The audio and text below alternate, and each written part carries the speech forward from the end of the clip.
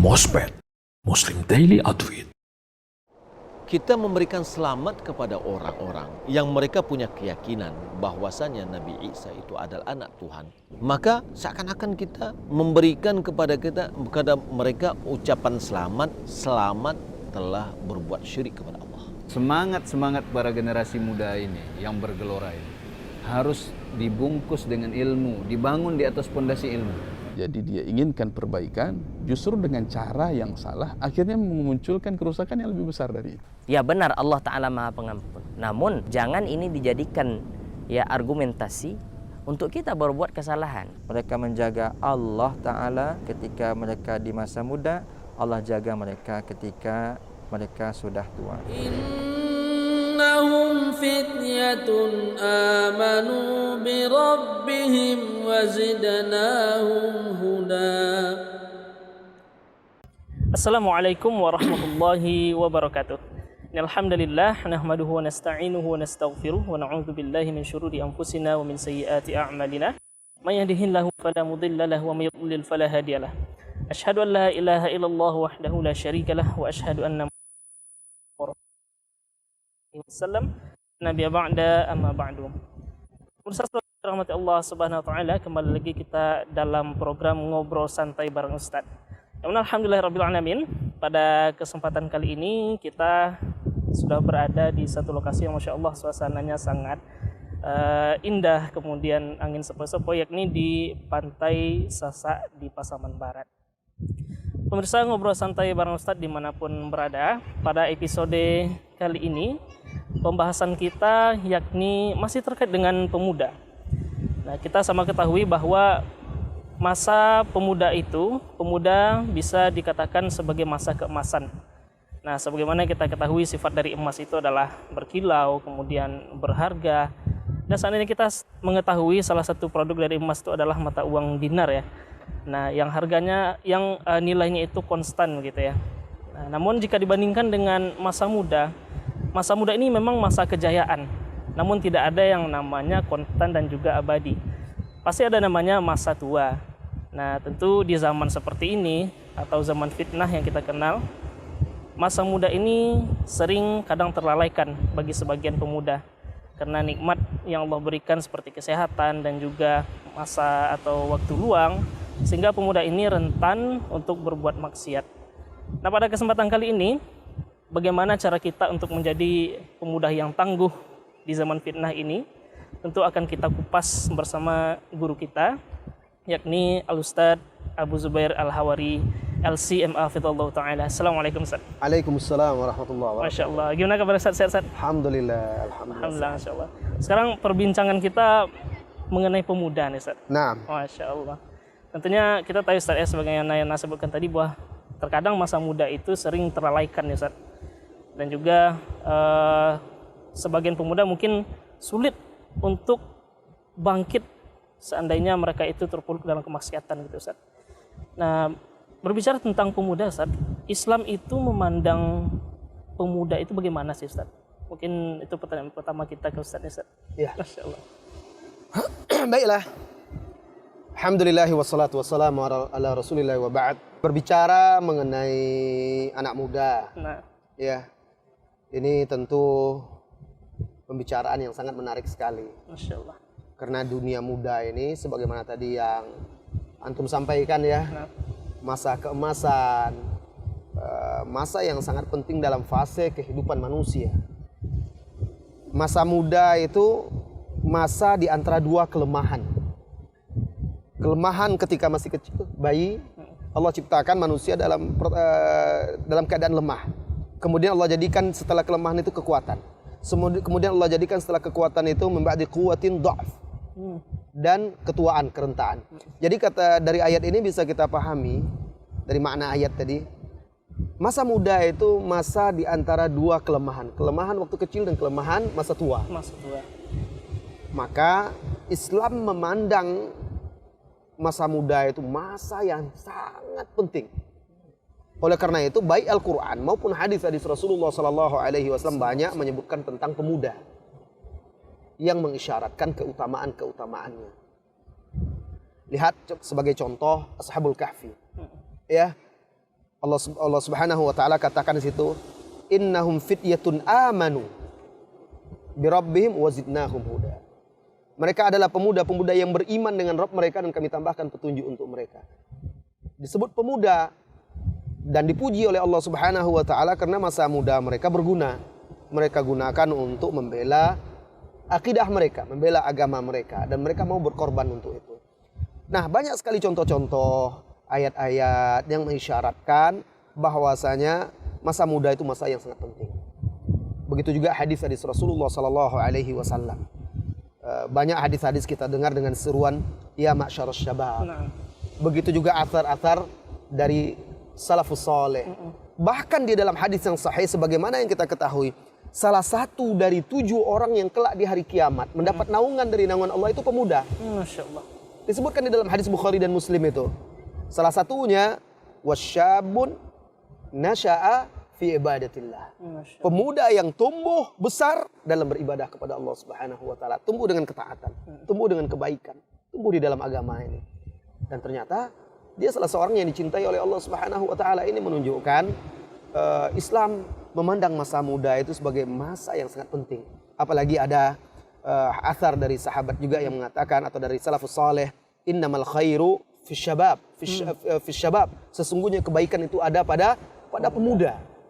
Karena pemuda itu tonggak, tiang penyangga bagi umat dan bangsa. Kalau kita lihat sejarah dakwah Rasulullah sallallahu alaihi wasallam, ada mungkin Abu Bakar lah yang tua. Umar itu 27-an. Utsman di bawahnya. Masih muda-muda semuanya. Bahkan ada yang di bawah 20. Mereka yang mendampingi Rasulullah sallallahu alaihi wasallam. Lihat bagaimana pentingnya pemuda dan perannya di dalam agama Islam. Dan Rasulullah sangat dekat dengan anak-anak muda. Selalu membimbing mereka. Kadang Rasulullah berboncengan dengan dia. Kadang Rasulullah berjalan berdua. Kadang Rasulullah memberi nasihat. Kadang berkumpul bersama-sama dengan pemuda itu. Diajaknya dalam perjalanannya. Itu menunjukkan perhatian Islam terhadap pemuda. Ya, ini sedikit tentang pandangan Islam terhadap masa muda. Bahkan sebuah hadis yang sahih, Rasulullah sallallahu alaihi wasallam pernah bersabda, "Ightanim khamsan qabla khamsin." Pergunakanlah 5 perkara sebelum datang 5 perkara. Salah satunya, dan itu yang pertama, syababaka qabla haramika. Masa mudamu, gunakan itu sebaik-baiknya sebelum datang masa tuamu. Karena sudah tua, banyak yang tidak bisa dilakukan lagi oleh manusia seperti dilakukan oleh para pemuda. Masya Allah. Allahu a'lam. Sangat banyak dalil ya, Ustaz. Banyak sekali, terkait dengan pemuda. sekali. Nah, Ustaz, tadi Ustaz menyebutkan salah satu contohnya adalah pemuda Ashabul Kahfi, Ustaz. Iya. Ada nggak, Ustaz, role model kita sebagai seorang pemuda Islam itu contohnya yang lain? Contohnya apa, Ustaz? Kira-kira, Ustaz? Untuk role model bagi para pemuda-pemuda idaman itu, pemuda-pemuda idaman umat ya, bukan idaman gadis-gadis saja, idaman umat, pemuda-pemuda surga. Ya, role modelnya selain Ashabul Kahfi itu tentunya adalah salafus saleh. Para sahabat-sahabat Nabi itu yang harus dijadikan sebagai role model oleh pemuda-pemuda di zaman sekarang. Macam-macam pemuda di zaman sahabat itu, generasi salafus saleh itu. Ada yang ahli dalam sebagai panglima perang, ada yang guru dan pendidik, Masya Allah.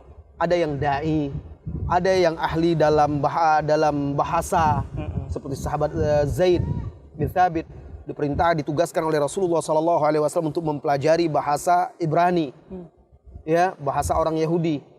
Dia pelajari, ditugaskan oleh Rasulullah SAW. Ada sahabat yang ahli dalam bahasa syair. Ada sahabat yang ahli dalam kesehatan dan segala macam. Mereka ini sahabat-sahabat semuanya yang mendampingi Rasulullah SAW. Mereka adalah para pejuang-pejuang yang ikut membangun umat ini bersama Rasulullah SAW. Ada yang cocok ditugaskan oleh Rasulullah SAW sebagai gubernur, ya, dan lain-lainnya.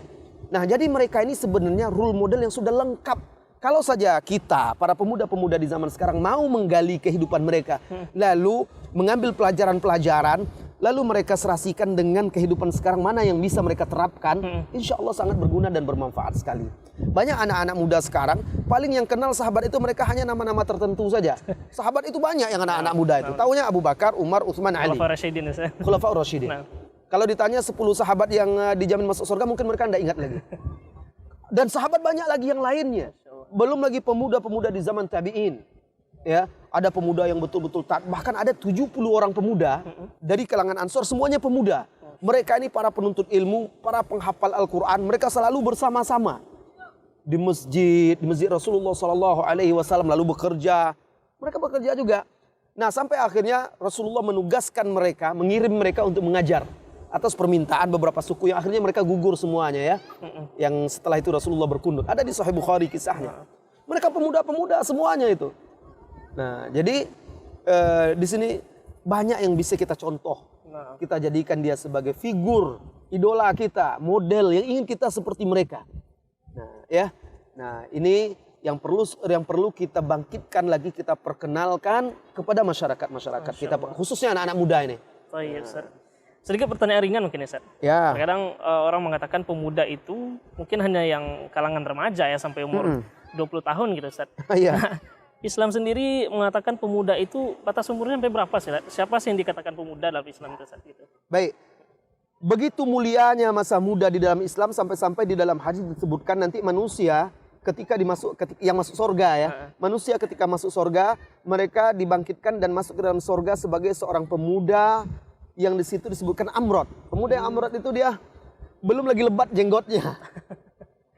Dan para ulama menjelaskan di dalam hadis lain juga ada disebutkan kisaran umur penghuni surga itu 30-40. Sampai 40 ya? Sampai 40. Maka para ulama mengatakan masa muda itu mulai dari umur setelah dia dewasa, ya 18 tahun misalnya 17 tahun, 15 tahun ke atas ya. Nah, itu sampai dia 40 itu terhitung sudah menjadi pemuda. Itu sudah dianggap pemuda di dalam Islam. Maka sebagian sahabat seperti Mus'ab umurnya 18, itu sudah pemuda. Ketika diutus oleh Rasulullah SAW, Usama bin Zaid ditugaskan memimpin pasukan yang besar untuk berperang waktu itu melawan Romawi. Ya, di akhir-akhir hayat Rasulullah SAW umurnya 18 tahun. Menjadi panglima besar. Itu pemuda.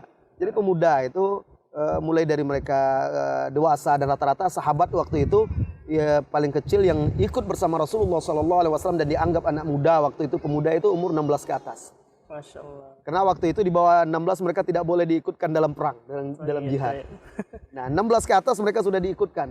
Masya Allah. Sampai 40 itu masih dipandang sebagai anak muda di dalam Islam. Masya Allah. Di atas itu sudah mulai mereka harus bersiap-siap lagi untuk menyiapkan masa tua mereka. Masya Allah. Baik, ternyata bapak-bapak kita yang nonton di rumah yang masih 40 tahun tuh masih kategori muda ya, Ustaz. 40. Nah. Tapi kalau sudah di atas itu, kayak saya kan sudah di atas itu, mungkin tidak anak muda lagi. Masya Allah. Semoga Allah berkati. Perasaan aja yang masih anak muda. Semangat mungkin. Tapi Ustaz, sekarang terkait dengan waktu nih, Ustaz. Kita kan pembicaraan kita ini terkait dengan tak selamanya engkau muda gitu, Ustaz. Tak selamanya engkau muda. Tak selamanya engkau muda. Terkadang pemuda dalam masalah menuntut ilmu nih, Ustaz. Di masa-masa saat sekarang ini sangat banyak pemuda itu yang sudah berprofesi ya, Ustaz. Yang pertama, sudah berprofesi. Kemudian sudah berumah tangga gitu, Ustaz. Baik itu juga yang masih menuntut ilmu kuliah, terkhusus yang umum ya, Ustaz. Nah, kadang keinginan hati itu ada untuk pergi menuntut ilmu syar'i, Ustaz. Nah, karena memiliki pekerjaan, kadang waktunya itu sangat sedikit begitu, Ustaz, untuk menuntut ilmu syar'i. Sedangkan kita tahu ya, Ustaz, menuntut ilmu itu kita yang mendatangi majelis ilmu ya, Ustaz. Dan terkait dengan ini, Ustaz, pertanyaannya, Ustaz, bagaimana sih, Ustaz, kiat pemuda yang mengalami keadaan seperti ini membagi waktunya untuk ilmu agama, Ustaz? Apakah pemuda zaman saat sekarang ini harus semuanya yang menjadi ulama besar gitu, Ustaz, khusus untuk di pondok saja, kemudian meninggalkan pekerjaannya, kemudian atau keluar dari kuliahnya yang umum misalnya, Ustaz? Mungkin mohon nasihat terkait ini, Ustaz. Ya, bagus sekali. Ya. Jadi kalau kita lihat sejarah para sahabat itu, tidak semua sahabat menjadi ulama. Coba cari dalam riwayat-riwayat dan sejarah, sahabat Khalid bin Walid radhiyallahu anhu berfatwa atau ditanya tentang masalah hukum. Nggak ada. Jadi karena bidang dia bukan di situ. Dia unggul di bidang kepemimpinan panglima. Maka dia betul-betul ahli di bidangnya itu. Sampai-sampai dia tidak pernah terkalahkan di dalam perang. Nah, ada sahabat yang ulama-ulama pun mereka berbeda-beda. Ada sahabat yang ahli dalam ilmu waris, ilmu faraid. Bukan semua sahabat. Sehingga sahabat bertanya kepada sahabat itu. Ada sahabat yang selalu bisa hadir bersama Rasulullah di majelis ilmu. Ada yang tidak. Lihat, ada sekelompok pemuda datang kepada Rasulullah SAW. Mereka pemuda, ditinggalkannya kampung halaman. Apakah mereka terus bersama Rasul? Enggak. Mereka datang 20 hari setelah itu mereka pulang lagi. Disuruh oleh Rasulullah, pulang kalian, kembali kepada keluarga kalian. Nah, kalau kita lihat zaman sekarang kan, anak-anak muda kita ada yang kuliah, ada yang bekerja dan segala macam. Mungkin dia tidak bisa fokus untuk menuntut ilmu. Mungkin dia bisa mengambil model dari ini. Apa? Ketika ada daurah-daurah, dia bisa ikut kan? Masya Allah. Ada sebenarnya. Sahabat ini kan kelompok mereka ini nggak bisa terus-menerus bersama Rasulullah. Iya, Ustaz. Mereka datang pada waktu-waktu tertentu saja. Bahkan Umar dengan salah seorang sahabat lagi, mereka berkebun dan menggembala di pinggiran kota Madinah. Mereka bergilir untuk datang kepada Nabi SAW. Dia bergilir. Hari ini misalnya si Fulan datang kepada Rasulullah, dia yang jaga di sini. Nanti pulang dia sampaikan kepada Umar. Artinya menuntut ilmu tidak menghalangi seseorang dan jangan jadikan alasan saya sibuk, saya bekerja, saya ini saya nggak bisa belajar agama. Enggak. Tinggal lagi kita mengatur, memanage waktu kita, jadwal kita. Bagi pemuda-pemuda yang memang cocok, punya bakat, sanggup, mampu untuk bisa fokus belajar agama, mungkin dia membidangi itu. Sehingga kedepannya menjadi ulama, menjadi ustadz, menjadi buya, menjadi guru. Anak-anak muda yang bakatnya tidak ke situ, dipaksa pun dia nggak hafal-hafal juga Al-Quran. Ada orang seperti itu, ternyata dia bakatnya di bidang sains. Maka pelajarilah sains itu dengan baik, dengan niat untuk nanti bisa membantu Islam, membantu dakwah. Dan sambil mempelajari sains itu, dia bisa hadir di majelis-majelis ilmu yang dia sempat menghadirinya. Selalulah berusaha. Insya Allah itu bisa menjadi bekal dia juga. Ya, jadi tidak ada alasan lagi. Dan jangan saya ngapain juga belajar agama fokus-fokus jadi ulama, enggak juga. Bukan untuk itu. Kita belajar ilmu, menuntut ilmu itu bukan supaya jadi ulama. Tetapi apa? Supaya bisa kita menghilangkan kebodohan dari diri kita. Lalu bisa kita beribadah kepada Allah dengan benar. Bisa kita mengenal Allah. Itu sebenarnya mau jadi ulama, mau jadi apa nanti. Itu sesuai dengan bidang dan anugerah yang Allah berikan kepada kita. Jadi anak-anak muda, kalau nasihat saya, jangan pernah mengadu-adukan antara kesibukan itu dengan kewajiban menuntut ilmu.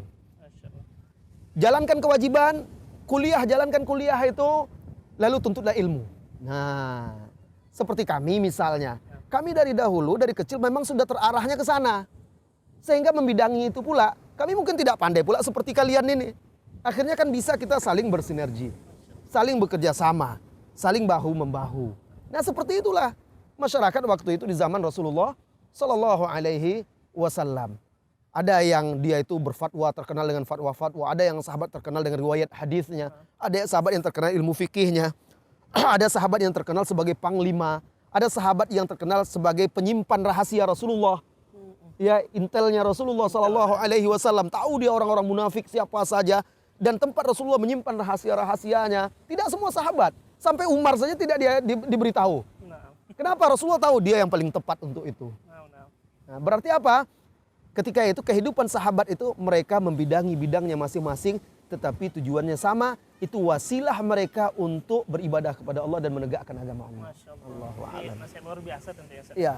Nanti jangan sampai pemuda-pemuda yang mungkin sudah terlanjur kuliah umum gitu ya, putus asa ya, Ustaz. Enggak boleh.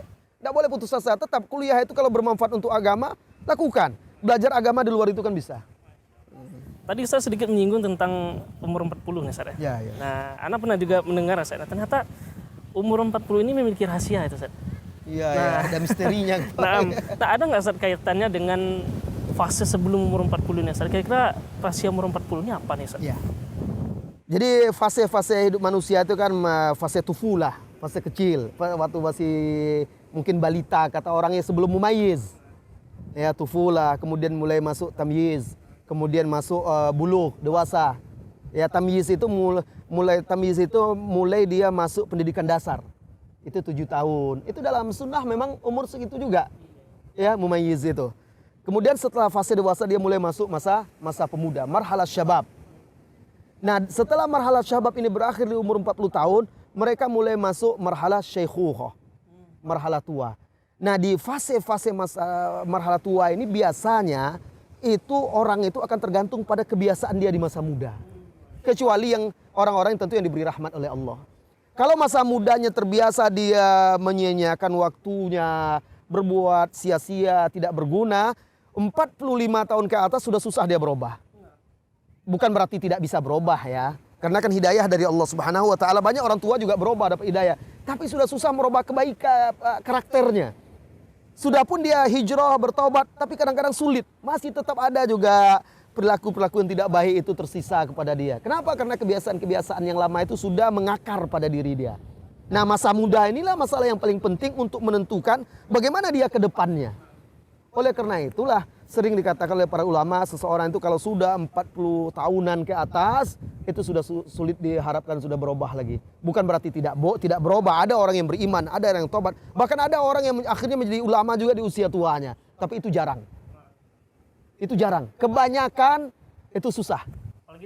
Apalagi di zaman sekarang dengan kondisi fitnah dan syahwat, syubhat yang banyak sekarang, susah bagi kita ya. Makanya di sini rahasia misteri yang di situ tuh yang dimaksud itu bahwa masa muda kita inilah akan menunjukkan bagaimana kita di masa tua kita. Saya teringat mungkin waktu kami dulu di kuliah di Jakarta ya. Ada tetangga kami itu udah nenek-nenek, udah tua dia. Itu dia kalau latah itu mengucap kata-kata kotor aja. Iya, menyebut kemaluan. Sehingga dimainkan oleh orang. Kadang sengaja dikejutkan, bercarut-carut dia. Bukannya dia astagfirullah, bukan, bercarut-carut. Kata orang dia masa mudanya memang begitu kelakuannya, kata orang. Nah, latahnya sudah seperti itu. Nah, ya.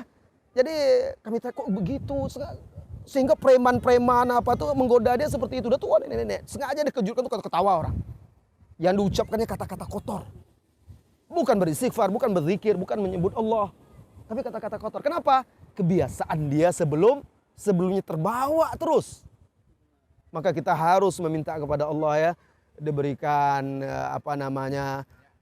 umur yang panjang dan keistiqomahan ya. Nah. Saya ingin anak minta tanyakan ke Ustaz. Ada satu ungkapan bahwa baiknya umat ini tergantung bagaimana baiknya pemudanya, Ustaz. Kemudian buruknya umat itu tergantung buruknya pemuda, Ustaz. Bagaimana Ustaz maknai kalimat ini, Ustaz? Ya, betul. Tadi di awal sudah saya katakan, pemuda ini tonggak bangsa, tonggak umat. Oleh karena itu orang-orang kafir paham betul ya, rahasia kekuatan suatu bangsa, suatu umat itu ada pada pemudanya. Para nabi rasul semuanya diutus pada usia muda. Maksudnya pemuda. Rasulullah umur 40 tahun, puncak-puncaknya pemuda. Iya kan? Nabi-nabi semua, Nabi Ibrahim juga pemuda. Kemudian para sahabat pemuda, para pejuang, para ulama, mereka mulai jaya itu ketika mereka menjadi pemuda. Nah, makanya orang-orang kafir paham betul kalau mereka bisa merusak pemuda-pemuda muslim, sudah hancur umat Islam. Oleh karena itulah jadi sasaran yang ingin mereka rusak sekarang itu adalah para pemuda dan pemudi. Bukan orang tua itu nggak ada lagi yang mereka harapkan. Sementara akan habis digantikan oleh anak-anak muda ini generasinya. Kemudian orang tua sudah susah dipengaruhi. Kalau anak muda ini paling mudah dipengaruhi. Masih labil, masih goyah. Maka mereka incar, mereka berusaha merusak mindset mereka dalam hidup. Mereka berusaha merusak akidah mereka, merusak budaya dan akhlak mereka. Mereka kenalkan dengan budaya-budaya orang-orang non-muslim. Mereka masukkan, mereka susupkan atau mereka iming-imingi dengan dunia. Ada pertukaran pelajar lah, apa dan segala macam. Lalu mereka adakan mereka cuci otaknya di negeri mereka. Pulang kembali lagi ke negeri-negeri kaum muslimin, berubah ya menjadi orang sekuler, liberal, yang akhirnya merusak kaum muslimin juga. Itu kan anak-anak muda juga semuanya yang mereka cari dan mereka rusak itu. Dari sini kita tahu bahwa tonggak kemajuan satu bangsa dan satu umat itu adalah anak-anak muda. Mereka yang akan bisa banyak melakukan perubahan-perubahan. Mereka yang akan bisa banyak melakukan perubahan-perubahan untuk umat ini, ya. Jadi di sini dia kenapa pemuda itu kita katakan baiknya umat itu pada baiknya pemuda dan buruknya umat itu pada buruknya pemuda. Karena mereka lah yang akan menyanggah di pundak mereka dipikulkan amanah ini. Terakhir Ustaz, pertanyaan terakhir Ustaz. ya. Kemudian sekaligus nasihat mungkin Ustaz. Ya. Teruntuk bagi anak pribadi khusus Ustaz, dan juga para pemuda Islam yang menyaksikan program ngobrol santai bareng Ustaz. Ustaz, terkadang kan kita berada di masa futur itu Ustaz, malas untuk beribadah, bahkan sudah lebih lagi dari futur kadang Ustaz, yang bermaksiat gitu ya Ustaz. Nah, bagaimana sih Ustaz kiat istiqomah bagi kita yang berada dalam masa ini, kemudian bagaimana kiat kita untuk membenci yang namanya maksiat itu Ustaz? Ya. Kita lihat kisah Ashabul Kahfi. Mereka adalah pemuda-pemuda. Kenapa mereka bisa kuat ketika itu? Kokoh, sabat, istiqomah, menjaga keimanan mereka. Allah sebutkan tadi kan, innahum fityatun amanu bi rabbihim wa zidnahum huda. Karena mereka memiliki akidah yang kuat, keimanan yang kuat, Allah tambah petunjuk itu. Allah perkuat mereka. Ya, sehingga mereka menjadi sabat. Jadi pemuda agar bisa istiqomah, dia pertama harus memiliki akidah yang kuat. Keimanan yang kuat terhadap Allah, terhadap yaumul akhir, dan seterusnya. Harus itu. Nah, kemudian juga harus berpegang teguh dengan agama. Lihat Nabi Yahya. Apa kata Allah? Ya Yahya khudhil kitaba biquwwah. Ambil, terima kitab itu dengan kuat. Harus dipegang teguh. Nah, pemuda ini yang sudah berimannya harus memegang teguh agamanya. Supaya dia bisa istiqomah. Kemudian yang ketiga, lihat Ashabul Kahfi. Ketika mereka tidak bisa lagi menghadapi kemungkaran, kemaksiatan, dan segala macam, maka mereka menghindar dari kemaksiatan, dari kekufuran, kesyirikan itu. Ashabul Kahfi itu kan mereka ada seperti komunitas lah ya. Mereka mengelompok apa? Kelompok agar mereka itu bisa menjaga pergaulan mereka. Bergaul dengan sesama mereka yang memiliki satu akidah, satu keimanan, satu manhaj yang sama-sama bisa saling nasihat menasihati. Ini akan menjaga keistiqomahan para pemuda. Lalu ketika tidak bisa lagi kita menghadapi, khawatir kita akan terpengaruh oleh syubhat, oleh syahwat, hindari tempat-tempat, hindari teman-teman, hindari lingkungan yang akan membahayakan kita. Cari tempat yang lebih baik. Ya, cari tempat yang lebih baik, pergaulan yang lebih baik. Di zaman sekarang tidak ada tempat yang lebih baik daripada majelis-majelis ilmu dan masjid-masjid. Itulah tempat-tempat yang lebih baik yang akan menjadi benteng-benteng bagi kita. Di sana kita akan mendapatkan teman-teman yang soleh, orang-orang yang satu aqidah, orang-orang yang satu manhaj. Sehingga dengan ini bisa membantu para pemuda menjaga diri dia tetap istiqomah di hadapan badai-badai syahwat maupun syubhat ini. Allah barakallahu fikum Ustaz.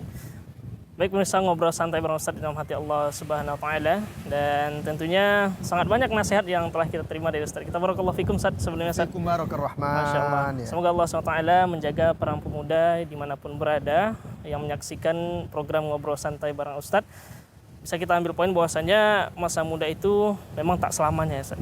Kemudian kiat-kiat kita istiqomah itu salah satu yang Ustaz sebutkan terakhir tadi, membentuk komunitas yang bisa menjaga kita dalam keistiqomahan ya Ustaz. Mencari teman-teman yang bisa mengajak kita kajian, dan juga poin penting juga yang kita ambil bahwasanya apapun tentunya kesibukan kita ya Ustaz ya, kita harus memiliki waktu yang namanya untuk menuntut ilmu ya Ustaz. Menuntut ilmu. Kemudian semoga Allah SWT juga menjaga kita dengan kita memperbanyak doa kepada Allah SWT ya Ustaz ya. Masya Allah, pemirsa rahmati Allah SWT, ngobrol santai bareng Ustaz dimanapun berada, karena kita sudah berada tentunya di penghujung program kita. Tentunya semoga Allah SWT mudahkan kita untuk kembali di episode selanjutnya, yang semoga pembahasan kita lebih bermanfaat dan juga lebih menarik lagi insya-Allah. Jadi kita ucapkan barakallahu fikum Ustaz. Barakallahu Masya Allah. Semoga Allah SWT menjaga Ustaz dimanapun berada. Amin. Dan marilah kita tutup dengan membacakan doa kafaratul majelis. Subhanakallahumma bihamdika asyhadu an la ilaha illa anta astaghfiruka wa atubu ilaik. Assalamualaikum warahmatullahi wabarakatuh. Masyaallah. Syukran Ustaz. Afwan.